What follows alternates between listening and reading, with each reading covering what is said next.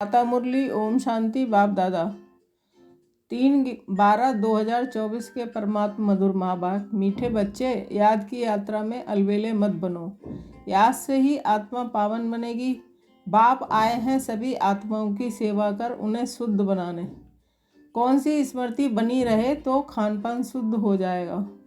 उत्तर, यदि स्मृति रहे कि हम बाबा के पास आए हैं सचखंड में जाने के लिए व मनुष्य देवता बनने के लिए, तो खान पान शुद्ध हो जाएगा, क्योंकि देवताएं कभी अशुद्ध चीज़ नहीं खाते हैं। जब हम सत्य बाबा के पास आए हैं सचखंड पावन दुनिया का मालिक बनने, तो पतित अशुद्ध बन नहीं सकते। ओम शांति। रूहानी बाप रूहानी बच्चों से पूछते हैं, बच्चे तुम जब यहाँ बैठते हो तो किसको याद करते हो? अपने बेहद के बाप को। वह कहाँ है? उनको पुकारा जाता है ना कि हे पतित पावन। आजकल सन्यासी भी कहते रहते हैं पतित पावन सीताराम, अर्थात पतितों को पावन बनाने वाले राम आओ। ये तो बच्चे समझते हैं पावन दुनिया सत्युग को, पतित दुनिया कलयुग को कहा जाता है। अभी तुम कहाँ बैठे हो? कलयुग के अंत में, इसीलिए पुकारते हैं बाबा आकर हमको पावन बनाओ। हम कौन हैं? आत्मा। आत्मा को ही पवित्र बनना है। आत्मा पवित्र बनती है तो शरीर भी पवित्र मिलता है। आत्मा के पतित बनने से शरीर भी पतित मिलता है। ये शरीर तो मिट्टी का पुतला है, आत्मा तो अविनाशी है। आत्मा इन आर्गन्स के द्वारा कहती है, पुकारती है कि हम बहुत पतित बन गए हैं, हमको आकर पावन बनाओ। बाप पावन बनाते हैं। 5 विकारों रूपी रावण पतित बनाते हैं। बाप ने सभी स्मृति दिलाई है कि हम पावन थे, फिर ऐसे 84 जन्म लेते लेते अभी अंतिम जन्म में हैं। ये जो मनुष्य सृष्टि रूपी झाड़ है, बाप कहते हैं मैं इनका बीज रूप हूँ। मुझे बुलाते हैं, मैं परमपिता परमात्मा, ओ गॉड फादर लिबरेट मी। हर एक अपने लिए कहते हैं कि मुझे छुड़ाओ भी और पंडा बनाकर शांति धाम घर ले चलो। सन्यासी आदि भी कहते हैं स्थायी शांति कैसे मिले? अब शांति धाम तो है घर जहाँ से आत्माएं पाठ बजाने आती हैं। वहाँ सिर्फ आत्माएं ही हैं, शरीर नहीं है। आत्माएं नंगी अर्थात शरीर बिगर नहीं रहती हैं। नंगे का अर्थ ये नहीं है कि कपड़े पहनने के बगैर रहना नहीं है। शरीर बिगर आत्माएं नंगी अशरीरी रहती हैं। बाप कहते हैं कि बच्चे तुम आत्माएं वहाँ मूल वतन में शरीर बिगर रहती हो, तो उसे निराकारी दुनिया का कहा जाता है।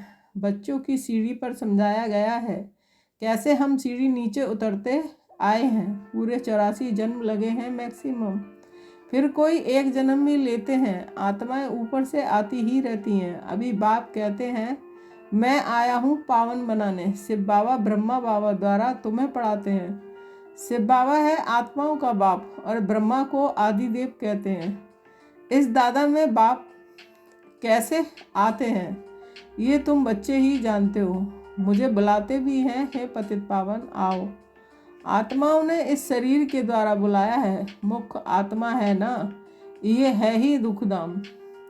यहाँ कलयुग में देखो बैठे बैठे अचानक मृत्यु हो जाती है। वहाँ ऐसे कोई बीमार ही नहीं होते हैं। नाम ही है स्वर्ग। जितना अच्छा नाम है, कहने से दिल खुश हो जाता है। क्रिश्चियन भी कहते हैं क्राइस्ट से 3000 वर्ष पहले पैराडाइज था।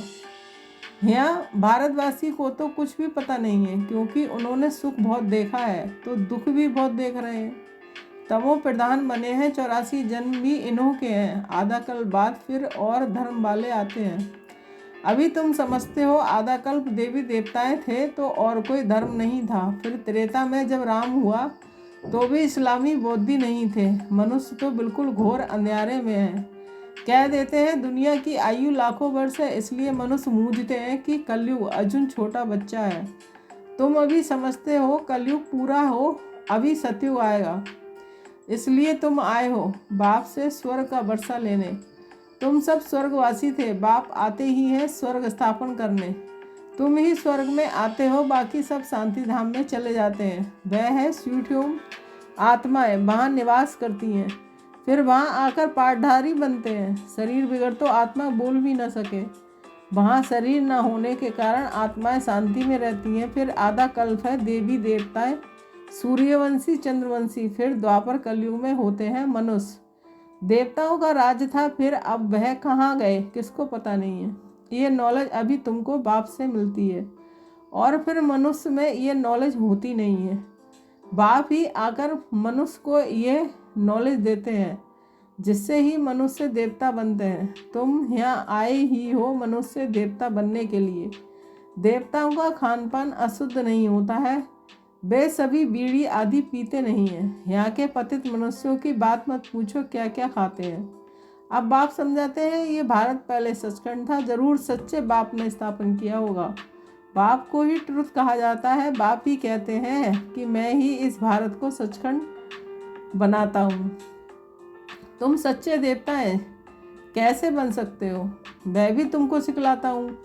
कितने बच्चे यहाँ आते हैं, इसलिए मकान आदि बनवाने पड़ते हैं। अंत तक भी बनते रहेंगे, बहुत बनेंगे, मकान खरीद भी करते हैं।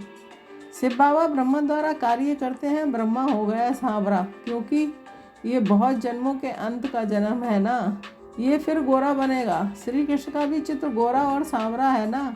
म्यूजियम में बड़े बड़े अच्छे चित्र हैं, जिस पर तुम किसको अच्छी रीति समझा सकते हो। यह बाबा म्यूजियम नहीं बनवाते हैं, इनको कहा जाता है टावर ऑफ साइलेंस। तुम जानते हो, हम शांति धाम अपने घर जाते हैं, हम वहाँ के रहने वाले हैं, फिर यहाँ आकर शरीर ले पार्ट बजाते हैं। बच्चों को पहले पहले ये निश्चय होना चाहिए कि ये कोई साधु संत नहीं पढ़ाते हैं। ये दादा तो सिंध का रहने वाला था, परंतु इसमें जो प्रवेश कर बोलते हैं वह है ज्ञान का सागर। उनको कोई जानते ही नहीं है, कहते भी हैं गॉड फादर, परंतु कह देते हैं उनका नाम रूप है ही नहीं, वह निराकार है, उनका कोई आकार नहीं है। फिर कह देते हैं कि वह सर्वव्यापी है। अरे परमात्मा कहाँ है, कहेंगे वह सर्वव्यापी है, सबके अंदर है। अरे हर एक के अंदर आत्मा बैठी है, सब भाई भाई है ना। फिर घट घट में परमात्मा कहाँ से आया, ऐसे नहीं कहेंगे। परमात्मा भी है और आत्मा भी है। परमात्मा बाप को बुलाते हैं, बाबा आकर हम पतितों को पावन बनाओ। मुझे तुम बुलाते हो ये धंधा, ये सेवा करने के लिए। हम सभी को आकर शुद्ध बनाओ। पतित दुनिया में हमको निमंत्रण देते हो, कहते हो बाबा हम पतित हैं। बाप तो पावन दुनिया देखते ही नहीं है, पतित दुनिया में ही तुम्हारी सेवा करने के लिए आए हैं। अब ये रावण राज विनाश हो जाएगा, बाकी तुम जो राजयोग सीखते हो वह जाकर राजाओं का राजा बनते हो। तुमको अनगिनत बार पढ़ाया है, फिर 5000 वर्ष के बाद ही तुमको पढ़ाएंगे। सतयुग त्रेता की राजधानी अब स्थापन हो रही है। पहले है ब्राह्मण कुल, प्रजापति ब्रह्मा गाया जाता है ना, जिसको एडम आदि देव कहते हैं। ये कोई को पता नहीं है, बहुत है जो यहाँ आकर सुनकर फिर माया के बस हो जाते हैं। पूर्ण आत्मा बनते बनते पाप आत्मा बन पड़ते हैं। माया बड़ी जबरदस्त है, सबको पाप आत्मा बना देती है। यहाँ कोई भी पवित्र आत्मा पूर्ण आत्मा है नहीं। पवित्र आत्माएं देवी देवता ही थे। जब सभी पवित्र बन जाते हैं तब बाप को बुलाते हैं। अभी यह है रावण राज, पतित दुनिया, इनको कहा जाता है कांटों का जंगल। सतयुग को कहा जाता है garden of flowers. Mughal garden में कितने फर्स्ट क्लास अच्छे अच्छे फूल होते हैं, अख के भी फूल होंगे, परंतु इसका कोई अर्थ भी नहीं समझते हैं। शिव के ऊपर अख क्यों चढ़ाते हैं ये भी बाप बैठ समझाते हैं। मैं जब पढ़ाता हूँ तो उनमें कोई फर्स्ट क्लास मोतियों और कोई रतन ज्योत और कोई फिर अक के भी हैं, नंबरवार तो है ना। तो इसको कहा जाता है दुखधाम मृत्यु लोक। सतयुग है अमर लोक। ये बातें कोई शास्त्रों में है नहीं। शास्त्र तो इस दादा ने पढ़े हैं, बाप तो शास्त्र नहीं पढ़ाएंगे। बाप तो खुद सदगति दाता हैं होकर के गीता को रेफर करते हैं। सर्वशास्त्रमयी शिरोमणि गीता भगवान ने गाई है, परंतु भगवान किसको कहा जाता है ये भारतवासियों को पता नहीं है। बाप कहते हैं मैं निष्काम सेवा करता हूँ, तुमको विश्व का मालिक बनाता हूँ, मैं नहीं बनता हूँ। स्वर्ग में तुम मुझे याद नहीं करते हो। दुख में सिमरण सब करें, सुख में करे न कोई। इनको दुख और सुख का खेल कहा जाता है। स्वर्ग में और कोई दूसरा धर्म होता ही नहीं, वह सभी आते ही हैं बाद में। तुम जानते हो अभी इस पुरानी दुनिया का विनाश हो जाएगा। नेचुरल कैलमिटी तूफान आएंगे जोर से, सब खत्म हो जाएंगे। तो बाप अभी आकर बेसमझदार से समझदार बनाते हैं। बाप ने कितना धनमाल दिया था, अब सब कहाँ गया। अभी कितने इंस्टॉलमेंट बन गए हैं। भारत जो सोने की चिड़िया था वह अब क्या बन पड़ा है। अब पतित पावन बाप आए हैं, राजयोग सिखला रहे हैं। वह है हठयोग और ये है राजयोग। ये राजयोग दोनों के लिए है, वह हठयोग सिर्फ पुरुष ही सीखते हैं।